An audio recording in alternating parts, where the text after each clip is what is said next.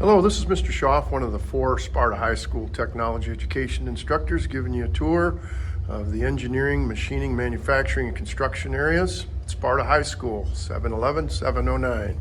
As you enter my room, first come into the classroom area, and we walk moving forward. We're entering the machine and metal lathe area and the toolboxes, giving you a quick tour. We have our surface grinding machine area, as well as our storage, heat treating area.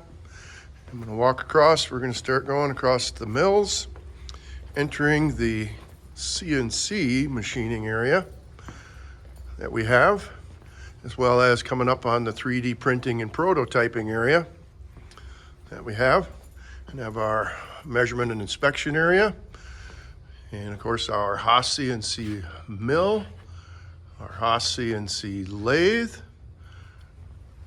Then we have our storage area as we head back out to the construction lab area. I teach some electrical wiring panels, as you can see there. And we have a very nice building construction program where we build buildings for community members. Hope you enjoyed the quick tour. Sparta High School, Mr. Schauf.